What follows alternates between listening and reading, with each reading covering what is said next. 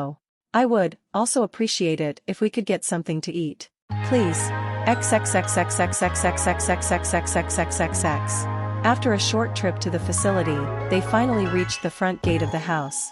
Alright, I already have some food ready for the two of you, Izuku told them, as he opened the gate using his phone. We can just go inside and dash. Before Izuku could finish his sentence, two things happened. First was that Sori jumped backward, third was that Sai grabbed Izuku and pushed him behind her, and third was that Kiba crashed into the ground where Sori had been standing. Nice try. Wait. Lady Kiba. Sori gasped when she realized who had been attacking her, and her eyes sparkled with amazement. Indeed. It is I. Kiba. Kiba announced, holding her head up high and putting her hands on her hips. The great and powerful Queen of Eternal Darkness. And you are one of my minions, correct? Of course, Lady Kiba. I've come to serve you and the Midoriya clan as well as I can. Sori shouted enthusiastically. By beating the crap out of any idiots who'd wanna punch ya. Kiba nodded. Good, good. However, I can't simply ignore that you broke onto the grounds of my fortress, killed several of my monsters, destroyed my property, and scared my siblings and caretaker. Sori winced and rubbed the back of her head. Yeah, not my brightest moment. And since you are one of my subjects, it falls to me to punish you for your misbehavior. Kiba punched her palm and stared down Sori with a vicious grin on her face. Now prepare yourself for a queen's punishment. However, before the fight could start, Kiba turned to Izuku. I apologize for the scare, caretaker. I hope you don't mind me sparring with our new guard. I don't, but next time, don't come crashing from the sky, Izuku told her, before looking at Sori sternly. And Sori, no using your claws. I don't want my daughter bleeding all over the lawn. Got it, sir, Sori said, giving him a thumbs up. Alright, you two have fun, Izuku told them. And that's when the fight really started. Kiba did a lightning-fast jump kick, launching herself at Sori's face, only for the feline woman to duck backward, and as Kiba sailed over her, Sori grabbed the back of her dress. She quickly stood up and started spinning around, before tossing Kiba into the forest and leaping after her. Is this truly a wise decision? Sai asked, sounding a bit concerned. Honestly, Sori's fight with you was proof enough that she can hold back in a fight. After all, to have a few injuries as you do despite having no enhanced durability has to say something. Izuka said. TCH. Sai looked away in embarrassment. Alright, I'll send one of the UA students to go watch over them. For now, let's get you something to eat, Izuka told her. And then Sai perked up. At once, sir.